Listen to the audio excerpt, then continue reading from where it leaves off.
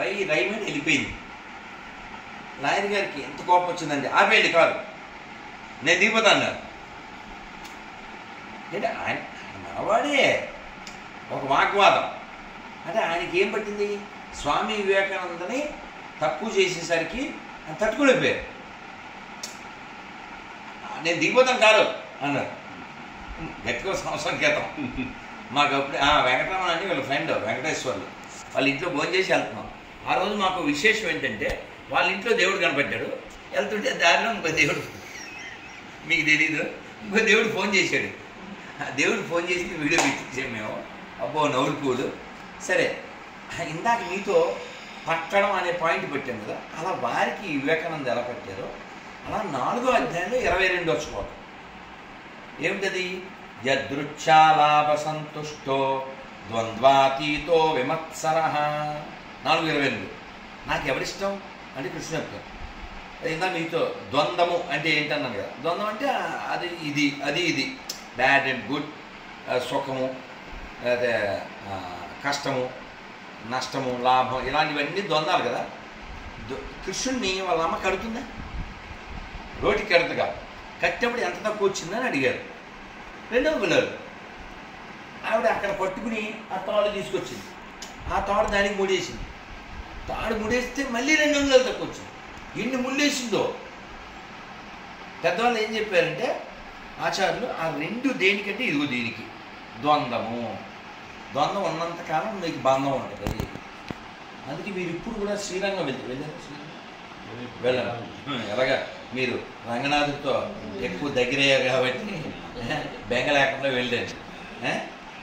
రంగరాజు గారి పుణ్యమా రంగనాథుడి దర్శనం. ఆ రంగనాథుడికి ఇక్కడ మచ్చ ఉంటుందంట. మచ్చ ఉంటుంది. ఆ పంచ కడతారు కదా, అది పైకి కడతారు. ఆ మచ్చ కనపడుతుంది. ఏంటి మచ్చ ఎందుకు ఉంది? మరి ఆవిడ కట్టిందిగా, మచ్చ పడిపోయింది. అందరూ నవ్వుతారు, క్షేమ్ అంటారు. అందుకని అన్నమయ్య కూడా చెప్పాడు, అథెంటిక్ ఇది నా వర్డ్, అథెంటిక్ అనడానికి అన్నమయ్య చెప్తాడు. ఆ శ్రీరంగము దామోదర గృహము అంటారు. కాబట్టి మనం ఈ కృష్ణుడు ఏమంటున్నాడంటే యదృచ్ఛా లాభ సంతుష్టో, దొరికిన దానితో సంతృష్టి చెందువాడు, ద్వంద్వాతీతో విమత్సర, ద్వంద్వం లేకుండా. అప్పుడు నువ్వు చాలా గొప్పడుగా అంటే అంత పైకి వెళ్ళిపోవడం, ఏడిసే నీడి మోహం ఏడు అంటేనే కిందకి వెళ్ళిపోవడం. 2 కదా, 2 ఒకలాగే తీసుకుని. విమత్సర, మత్సరం అంటే ఏంటి? అసూయ. ఎవడైనా బాగుపడితే తట్టుకోలేదు, అది మత్సరం. ఈ మత్సరం లేని స్థితి ఉన్నవాడు నాకు ఇష్టం.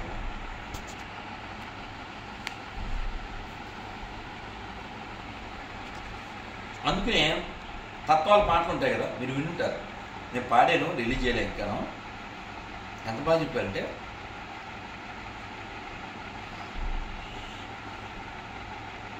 అద్భుతమైనటువంటి అచ్చ తెలుగులో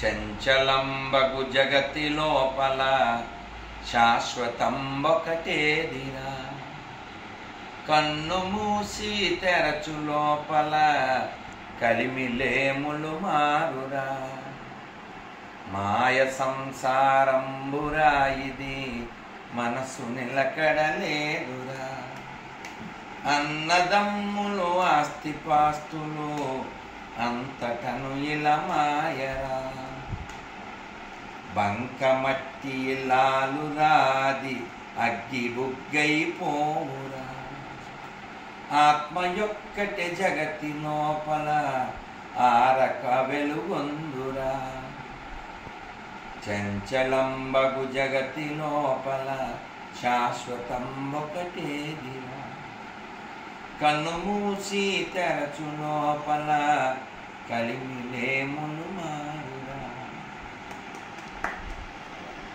ఇది ఎక్కడదో అనగండి, కుప్పం వెళ్తే దాదాపు 15 ఏళ్ల క్రితం ఒక ఆశ్రమం, అన్ని రాళ్ళు. ఆ రాళ్ళ మీద పట్ట, ఇది మన యూరియా సంచులు ఉంటే ఆ పట్ట వేశారు. రాళ్ళు గుచ్చుకునే రాళ్ళు, దాంట్లో పడుకున్నాను. కానీ అక్కడ వాళ్ళు భజన చేశారు. నన్ను పిలిచారు, వెళ్ళాను. ఒక ఆయన హార్మోని కింద కూర్చుని కొట్టలేడు, పెద్ద ఆయన కాళ్ళతో దాన్ని తొక్కుతూ ప్లే చేశాడు. ఇలా ఇలా అనాలి కదా, దాన్ని ఇలా కాలుతో తొక్కుతూ ఇలా ప్లే చేశాడు. ఆయన పాడాడు. ఎవరు కొంచెం రాసేవాడిని అలా అని రాసి ఇచ్చారు. మళ్ళీ జెరాక్స్ నరిగిపోతే జెరాక్స్ మళ్ళీ ఈ పాటలు పెంచి ఉంటాం, అది అలా క్యారీ చేసి పాడేనే ఉంటుంది. అలాగే ఒక బెంగాలీ పాట కూడా ఎక్కడో విన్నాను, దాన్ని అలాగే పట్టింది. మొత్తానికి జెరాక్స్తో అది ఎక్కడ ఏ బుక్లో ఉంటుందో పుస్తకం 500 పెట్టుకోండి ఆ ఒక పాట కోసం. బెంగాలీ అర్థమైతే అసలు చాలా అద్భుతమైన మీనింగ్ అది. ఏమనో దుర్మతి సంసార ভিতরে পদিয়াইয়াছিনু আমি তব নিজ জান কোন মহাজান তব নিজ জান কোন মহাজান পাতাইয়ে দিলে তুমি পাতাইয়ে দিলে তুমি প্রভু হে মন দুর্মতি సంసార ভিতরে. ఏమర్థం కాదు కదా, పదాలు సంస్కృత పదాలు దగ్గర ఉన్నాయి. ఈ దాన్ని బెంగాలీలో రాస్తే పాడిన ఆయన అమెరికన్ను అగ్నిలోచన దాసు బెంగాలీ స్లాంగ్లో పడేది. రూపాయల శిష్యుడు. ఏమనో దుర్మతి సంసార భీతరు, సంసార సాగరంలో ఇరుక్కుపోయిన నా దగ్గరికి ఒక నీ రిప్రజెంటేటివ్ వచ్చి why you are suffering here అని చెప్పి మన ఆ కీర్తనలో ఇంకా మిగిలిన చరణాల్లో వస్తుందన్నమాట. ఆహా ప్రభు నందసుత, నందసుత అంటే కృష్ణుడు ఇప్పుడు విప్రసుతుడిగా వచ్చాడు. విప్ర అంటే బ్రాహ్మణుడు కొడుకుగా పుట్టాడు. ఎవరు? చైతన్య మహాప్రభు నామ్నే ఆయన వచ్చారు. ఇప్పుడు అందరికీ విరివిగా కృష్ణ చైతన్యుడు కృష్ణ నామాన్ని పంచిపెడుతున్నారు. ఆ నామాన్ని స్వీకరించి నిన్ను ఉద్ధరించుకో అని నీ యొక్క ప్రతినిధి నాతో చెప్పాడు. ఇది దాని వేదేర ప్రతిజ్ఞ. ఈ విపర్శకుడు వేదంలో చెప్పినటువంటి ప్రతిజ్ఞ నిజం చేయడానికి వచ్చాడు. అలా మనం కాలం నా స్వరూపం అని భగవంతుడు చెప్పిన దానికి కాలాన్ని మనం వినియోగించుకోకపోతే కాలో గచ్చతి క్రీడాయు. దేంతో ఆడుతుంది కాలం? ఆయుష్తో ఆడుతుంది క్రీడ. మనమేమో పిచ్చోళ్ళం అలా అన్నీ చూసుకుంటూ ఇది ఇది ఇది ఇది అనుకుంటుంటాం. కానీ వేదాంతంలో చివరి మాట ఏంటి? ఓం తత్సత్ అంటే ఏంటి? ఓం తత్ సత్. తత్ అంటే దట్టం. ఓం తత్సత్ అంటే దట్టం, అది సత్యం. నువ్వు ఇది దీనికో కొట్టేసుకుని తిట్టేసుకుని అది చేసుకుని గోల్గా చేసుకుని అక్కడ ఉంది. దీన్ని కన్నడలో చెప్పారు ఒక్క ముక్కలో. అల్లిది నమ్మనే ఇల్లు బంది సొమ్మనే. మన అంటే ఇల్లు, మా ఇల్లు ఇక్కడ లేదు, అక్కడ ఉంది. ఓం తత్సత్ అంటే అదే. ఇందాక నేను చెప్పిన ఊగిసలాట ఇవన్నీ కూడా. కాబట్టి మనం మనస్సుతో డీల్ చేసేటప్పుడు ఎక్కువ ఫీల్ అయిపోకూడదు. దాన్ని ఇప్పుడు బిందు ఉందండి, ఎత్తర బింది గుర్తుందా? పూర్వం ఎత్తర బిందులు సొట్టలు దిగించేవారు గుర్తుందా? సొట్టలు ఎత్తామని వచ్చేవారు కదా. ఆ సొట్టలు తీయడానికి వాటి లోపల ఒక చెక్కలు పెట్టి పైన కొట్టి ఇంటి ముందు కూర్చుని అందరూ తెచ్చుకునేవారు కదా. ఎవరో ఒకరు ఇంటి ముందు కూర్చుంటారు. మరి పూర్వం మరి చెరువుకి అంతా వెళ్ళేవాళ్ళం బిందులు బట్టి. ఈ మనస్సు అనేటువంటి పాత్రని మనం ఎక్కువ దెబ్బలు పొడిచామనుకోండి, అది కుంగిపోతే జోష్ రాదు. ఇది యాష్ అయ్యే లోపల మన జోష్ చచ్చిపోకుండా ఉంటే మళ్ళీ ఇలాంటిది రాకుండా ఉంటుంది. నువ్వేం చేసినా ఇది డాష్ అయిపోతుంది. దీనికి డాష్ పేరు పెట్టావు, ఇది యాష్ అయిపోతుంది.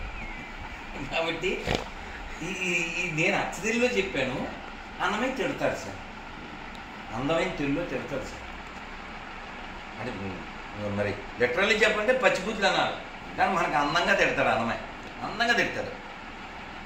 మనుజుడై పుట్టి మనుజుని సేవించి అనుదినమును దుఃఖమందనేలా.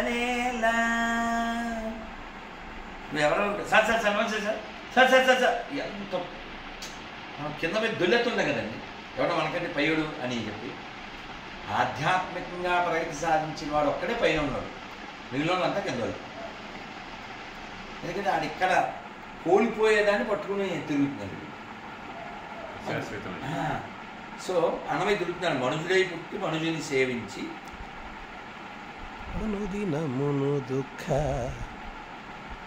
అనుదినము దుఃఖం అన్ననేలా.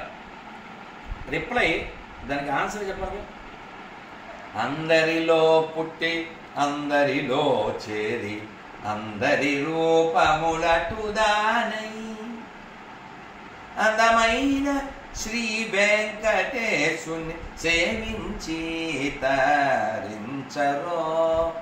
మనుజుడై పుట్టి మనుజుని సేవించి అనుదినమును దుఃఖమందనేలా.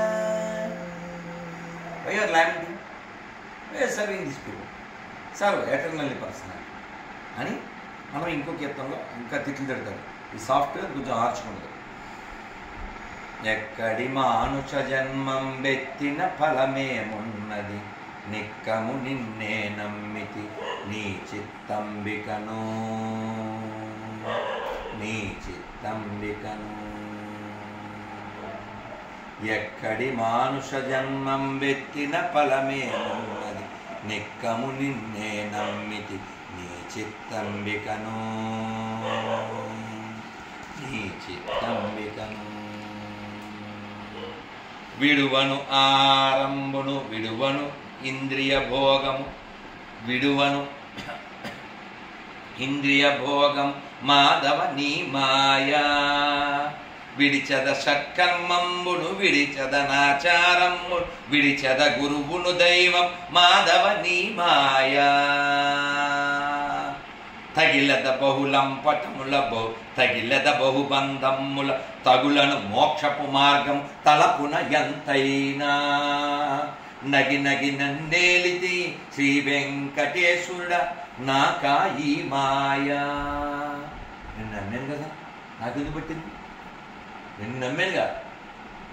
తగిలద చూడండి ఎంత బాగా చెప్తారు అన్నమయ్య. తగిలద బహులంపటముల తగిలద బహుబంధముల తగులను మోక్షపు మార్గం తలపున ఎంతైనా. మళ్ళీ చూద్దాం అంటాం. మనకి మాయలో ఉన్నాం అనడానికి చిన్న ఉదాహరణ చెప్తా. అంటే ఇది చెప్తే కొంచెం నవ్వుగా ఉంటుంది కానీ మరి చెప్పకపోతే కుదరదు. మనం జుట్టు తెల్లగా అయితే రంగు వేసుకున్నాం అనుకోండి, మాయలో ఉన్నామని అర్థం. ఎవరిని మోసం చేస్తుంది? నిన్ను నువ్వు మోసం చేసుకుంటున్నావు. ఎవరైనా 50 దాటిన తర్వాత కూడా ఆంటీ అంటే ఏంటి అని యాంటీ అయిపోయారు అనుకోండి, మాయలో ఉన్నామని అర్థం. అంటే మామూలు అచ్చరిలో అయిపోయారు. ఇది నేను ప్రత్యక్ష. ముసలాయన మనవరాలి పెళ్ళికెళ్తూ రంగు వేస్తున్నాడండి. ఇదేం పెళ్లి కొడుకేడు, పెళ్ళి కూతురికి తాత. నా కళ్ళతో చూసా కడప జిల్లాలో. ఎందువల్ల? మాయా. మాయ అంటే అర్థమైంది సంస్కృతంలో. దిస్ ఈజ్ నాట్, అది మాయ. యా ఇది కాదు, అది మాయ. ఇది నువ్వు కాదుగా. నీతో ప్రాబ్లం ఎక్కడొచ్చింది? దీన్ని నువ్వు అంటున్నావు, ఇది నువ్వు కాదుగా. ప్రహ్లాదుడు చూడండి, కదలలేదుగా.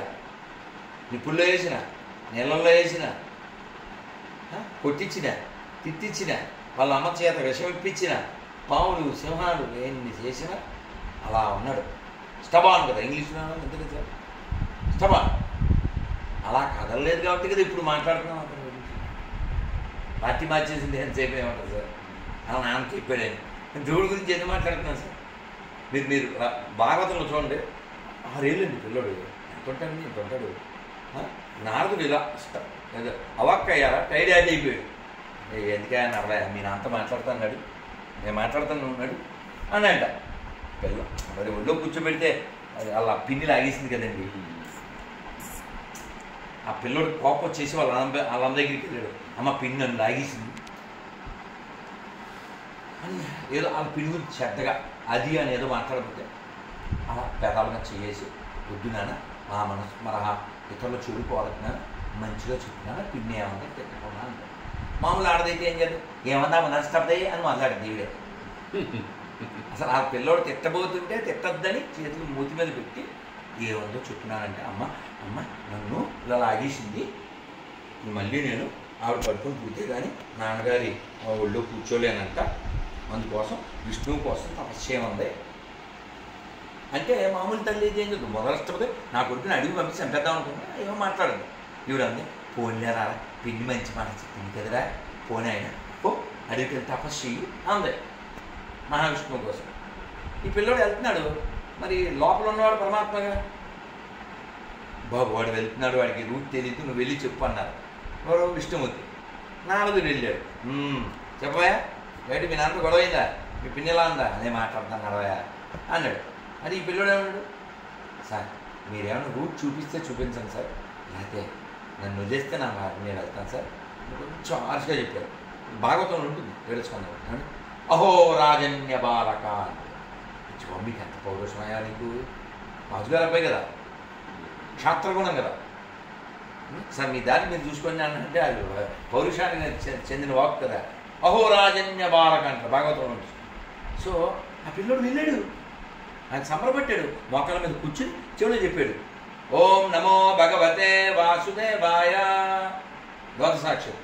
మరి భాగవతం కూడా 12 అక్షరాలు, 12 స్కందాలు. రామాయణం గాయత్రి మంత్రం 24 అక్షరాలు, 24 వేసుకుంటాం. మనం అందుకే వేదోపబ్రహ్మణము అన్నారు రామాయణం. అంటే రామాయణం చదివితే మనం వేదం చదివినట్టే. గాయత్రి చేయలేనోడు కూడా, చేయడానికి అర్హత లేనోడు కూడా రామాయణం చదివిస్తారు, గాయత్రీదేవి అనుగ్రహం వచ్చేస్తుంది. మరి సామాన్యం దృష్టిలో పెట్టుకుంది కదా, ఋషులు అంత రంగరించి రంగరించి రంగరించి మన కోసం ఇచ్చింది. అందుకు కదూ అన్నమయ్య, రాముడు రాఘవుడు రవికులుడితడు భూమి జకుపతి అయిన పురుష నిదానము, రాముడు రాఘవుడు రవికులుడితడు.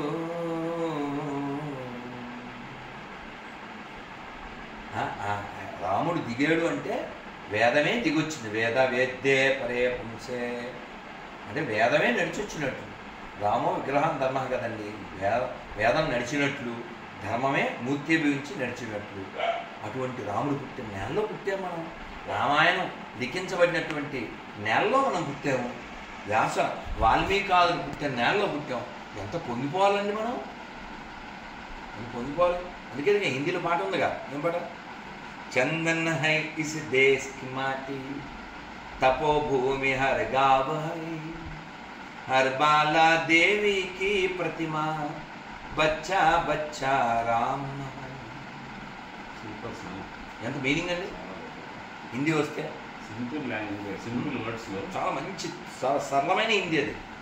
హర్ శరీర్ మందిర్ సా పావన్, హర్ మానవ్ ఉపకారి హై, जीवन का आदर्श यहाँ परमेश्वर का धाम है, बच्चा बच्चा राम है. ఈ మధ్యలో ఎంత బాగుంటుందంటే, ఈ దేశం ఈ మట్టి ఎంత గొప్పదంటే, ఇక్కడ పెద్ద శివధనస్సుతో కేలా సీతా హై, ఇక్కడ సీతాదేవి పెద్ద శివధనస్సుతో ఆడుకుంది. ఈ రణరంగంలో పుట్టింది గీతా హై అంటే, అదే కొన్ని చరణాలు నోటికి నాకు రావు అని చెప్తున్నా. ఇక్కడ గీత పుట్టింది ఇక్కడ, సీత పుట్టింది ఇక్కడ. కాబట్టి ఇంత గొప్ప నేలలో పుట్టినందుకు మనం ఏదైనా చేసి వెళ్ళాలి. దీన్నే బెంగాల్లో చైతన్య మహారాజు చెప్పారు. ఇందాక ఆయన ఇంగ్లీష్లో ఎంకరుడు వివేకానంద స్వామి చెప్పింది ఇంకోలా చెప్పారు. భారత భూమితో హోయిలే మనుష్య జన్మయార జన్మ సార్థకరి కరపరోపకారం. భారతదేశంలో జన్మ వచ్చినందుకు నువ్వు ఖచ్చితంగా perfect your self and make others to be perfect. నువ్వు పర్ఫెక్ట్ అవ్వు, ఇతరులు పర్ఫెక్ట్ చెప్పు. మన దృష్టిలో పర్ఫెక్ట్ అంటే, పెర్ఫెక్షన్ అంటే డబ్బులో, పేరు, పొజిషను, బంగారం, ఫ్లాట్లు. నువ్వు పట్టుకెళ్ళేది ఉంటుంది, అది నీ దగ్గర ఏమన్నా ఉంటే నువ్వు పర్ఫెక్ట్. ఇక్కడ నీకు ఏమన్నా వదిలేయాలిగా. మీరు బస్సులో వెళ్తున్నారండి, వాడు పనిగాడు 10,000 బాకీ, 10 ఆడు ఏం చేస్తాడు పనిగాడు, చదువు తెలియదు కదా సార్, సార్ విజయ్ గారు నేను 10,000 ఇవ్వాలంటారు. ఎందుకంటే బస్సులో మొదటి గేట్లో దొంగలు ఎక్కారు, అప్పుడు ఇచ్చేస్తాడు. మామూలుగా ఇచ్చే రకం కదా, మీరు ఎన్నిసార్లు అడిగినప్పుడు అప్పుడు ఇచ్చేస్తాడు. ఎందుకు ఇస్తాడు చెప్పండి? అడిపోతాయి. ఇది బాకీ తీరిపోద్దే, దొంగలెత్తే డబ్బులు పడిపోతారు కదా. మనకి సాగు వచ్చినప్పుడు సాగు తెలివితేటలు వస్తుంటాయి తప్ప వాస్తవానికి మనం ప్రపంచాన్ని వదిలించుకోవడానికే చూడాలి. మళ్ళీ ఇద్దాంలే, మళ్ళీ చూద్దాంలే అంట. ఏమో కాబట్టి ఎవరితో అయినా వైరం ఉండకూడదు, వైరం ఉండకూడదు. ఇవట్టి వైరం వద్దు, వైరం ఎవడో పొద్దున్న నన్ను రఫ్గా మాట్లాడాడు, నాకు మరి కోపం వద్దు కదా సార్. మామూలుగానే మనదే సీతాదేవి లక్ష్మణ స్వామి నక్షత్రం నాది, వయ్యమని వచ్చేది. నేను వాడితో మెత్తగా మాట్లాడినప్పటికీ కోపం వచ్చి వాడి పేరు కటువుగా రాసుకున్నా. తర్వాత మళ్ళీ వాయిస్లో నెమ్మదిగా మాట్లాడారు. వాడు స్వామి నన్ను క్షమించింది, నీ మీద నాకు ఇసుమంత కూడా కోపం లేదే, మనం చాలా గొప్ప వారికి వారసులం, అది మర్చిపోతుంది. ఇప్పుడు వాడి పేరు మళ్ళీ మారుస్తారు. మారు మనసు పొందిన పాపి. నేను ఫస్ట్లో ఏం రాశాను? పేరు కూడా చెప్పుకోలేని పొరముఖం రాశాను. పేరు చెప్పుకోలేదు సార్. మేము మధ్యాహ్నం తింటప్పుడు అన్నాను కదా, పొద్దున్న ఇంకా పేరు చెప్పలేదు. మెత్తగా అడిగినప్పుడు పేరు చెప్పలేదు. ఎప్పటికైనా నీ పేరు చెప్పినాను అన్న. అంత దిగసార్చింది ఓ పుస్తకం. ఈ ప్రపంచాన్ని తృణప్రాయంగా వదిలేమని చెప్పింది అది మరో పుస్తకం.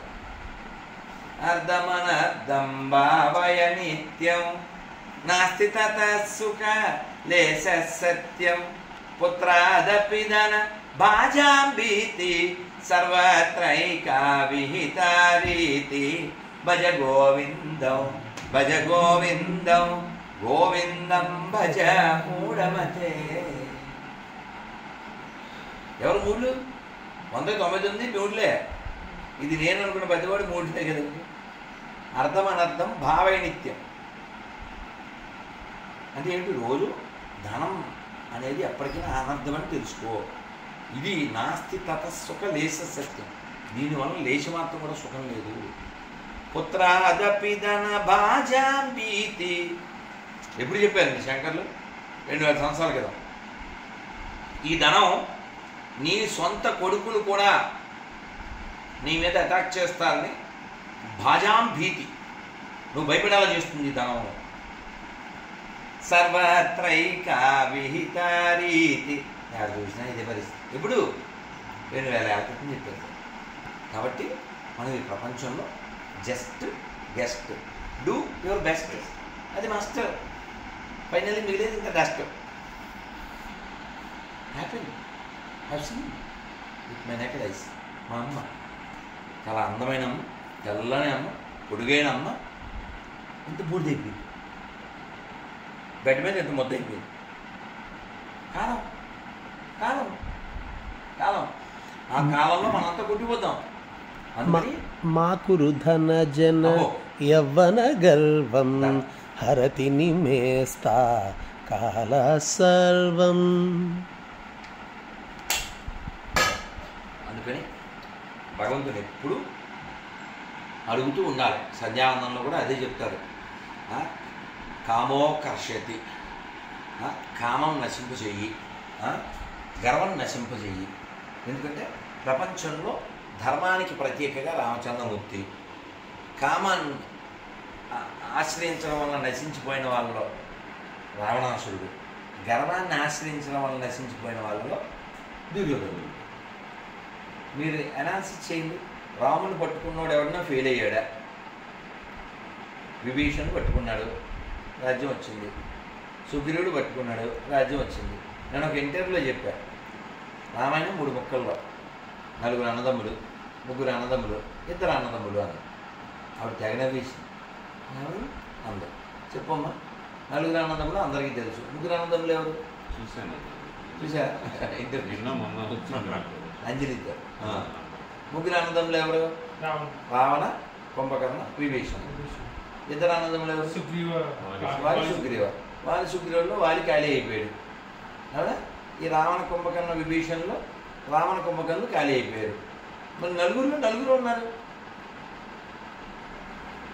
4 ఉన్నారు. 3లో 2 పోయారు, 2లో 1 పోయారు. ముగ్గురు అన్నదమ్ములు సెట్లు. ఆ సెట్లో ఒక అన్నదమ్ముల సెట్టే మిగిలింది. అదే హిట్ అయింది. అంటే రామాయణం ఏం చెప్తుంది? అధర్మం ఎక్కడున్నా వ్యానిష్ అయిపోతుంది. యాక్చువల్గా చూస్తే రాముడికి బలమే ఉంది సార్. కోతులు ఉన్నాయి అంతే. ఆర్మీ ఉందా? పెద్ద ఆర్మీ. కొన్ని మిసైల్స్ ఉన్నాయా? డబ్బులు ఉన్నాయా? గట్టిగా మాట్లాడితే ఏమన్నా వెనకాల మాట్లాడినే వాళ్ళు ఉన్నారా? మరి రావణాసుడు చెప్తే ఒడియాలు అడపెట్టాలి, కింద దిగలే. Joke sir. ప్రాక్టికల్ చెప్పారు, సినిమాలో చూపించారు, రామాయణంలో చెప్పారు. ఎప్పుడైనా ఇంతే ఉండాలి. మనం ఏసీ ఎలా ఫిట్ చేస్తాం? ఏసీ ఫిట్ చేసినట్టే ఫిట్ చేసేవాడు. సూర్యుడిని కూడా ఇంతే కాయాలంటే అంతే కాయాలి. చంద్రుడు కూడా అంతే. దిగో అంటే దిగాలి. అసలు యముడిని కూడా శాసించేవాడు.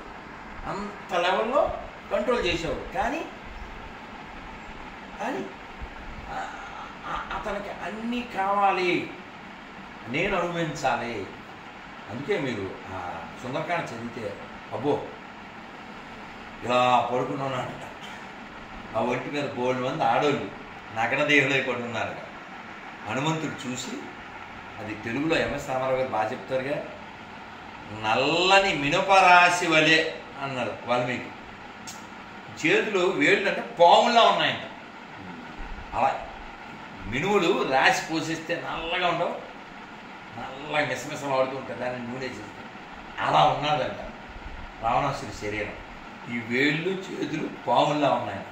వీళ్ళందరూ అలా పడి ఉన్నారు. ఇదంతా ఎవరు చూశారు? హనుమంతుడు చూశారు. హనుమంతుడు చూశారు. అది చూసి వచ్చి, అయ్యో ఈ బట్టలు లేని వాళ్ళందరినీ చూసేసాను, నాకు తగదు కదా, బ్రహ్మచారిని అయ్యుండి బాధపడ్డాడు. కానీ మళ్ళీ మనసుతో, నేను వేరే దృష్టితో నేను చూడలేదుగా, మా అమ్మ కోసం వెతికాను. అయినా లేడి తప్పిపోతే లేళ్ళ గుంపులో కాకుండా వేరే గుంపులో వెతుకుతామా? మరి ఆన్సర్ మరి మనం ఎవరినా చెప్పడానికి. అలా ఆయన మళ్ళీ సరిపెట్టుకుని మళ్ళీ వెతికి మనకు తెలుసు. సుందరకాండ అంటే అర్థం ఏమిటండి? చాలా గొప్పవి. ఆదిశంకర్ వారు ఇచ్చిన సౌందర్య లహరి, వాల్మీకి ఇచ్చిన సుందరకాండ చాలా గొప్పవి. Valid, solid. ఎందుకు? సౌందర్యము అంటే, సౌందర్య లహరి అంటే అందమైనది అని. ఎవరు అందమైంది ఈ సృష్టిలో? అమ్మకంటే అందమైంది ఏమన్నా ప్రపంచంలో? ప్రపంచంలో అందమైంది అమ్మే. అలాగే సౌందర్యము, సౌందర్య లహరి. సుందరకాండ సుందరం. దానికి వాల్మీకి ఒక మొక్కలు అయిపోయారు. ఏం చెప్పారు? సుందరో సుందరో రామ, సుందరే సుందరీ సీత, సుందరో సుందరో కపి, సుందరే సుందరే వన, సుందరే సుందరే కవి, సుందరే సుందరే కావ్య, కిమ్న సుందరం. సుందరం అంటే అందం కదా. అందమైన రాముడు, అందమైన సీత, అందమైన కావ్యం. కావ్యం అంటే రామాయణం. కపి హనుమంతుడు, కవి వాల్మీకి. అందమైన కవి, అందమైన కపి, అందమైన కావ్యం, అందమైన రాముడు, అందమైన సీత, అందమైన వనం. కిమ్న సుందరం. సుందరం కానిది ఏమిటి? ఎంత క్వశ్చన్ వేశారు. సో అలా హనుమంతుడు ఎట్లా అందగాడండి? శిభా శుక్లాచార్యులు చెప్పారు. ఏముందండి ఆ లోపల పోయిన ఆ దవడలో ఆ తోక, ఆయన అందం ఏమిటి? అందమా? అందం అంటే పైకి కనబడే బాహ్యమైంది కాదు. ఈయన వలన సీతాదేవి ఆనందపడిందా? చూసిందా? రాముడి నుంచి సందేశం వచ్చిందా? అమ్మయ్య రాముడు వస్తాడో రాడు అనే ఒక బెంగతో జుట్టుతోనే ఉరిపోసుకోపోయింది అమ్మవారు. ఆ స్థితిలో రాముడు హనుమంతుడు వచ్చి ధైర్యం ఇచ్చాడా? సీతాదేవికి ఉంగరం ఇచ్చాడా? ఆవిడకు ధైర్యాన్ని ఇచ్చాడు, ఆవిడకి ఆనందాన్ని ఇచ్చాడు. ఆవిడిచ్చిన చూడమని పట్టుకెళ్ళి రాముడికి ఇచ్చాడు. రాముడు ఆనందపడ్డాడా? తద్వారా వానరులు ఆనందపడ్డారా? తద్వారా అయోధ్య ఆనందపడిందా? కాబట్టి ఇంతమందికి ఆనందాన్ని ఇచ్చినవాడు కాబట్టి సుందరుడు. హనుమాన్ చాలీసాలో కూడా సుందరుడిని వర్ణిస్తారు. అదే కదా. కానన కొండల కుంచిత కేసి ఆదవ ధ్వజావిరాజి కాందే ముంజి జనవించ అన్ని ఈ ఆభరణాలతో ఎంతో సుందరంగా కనిపిస్తారు.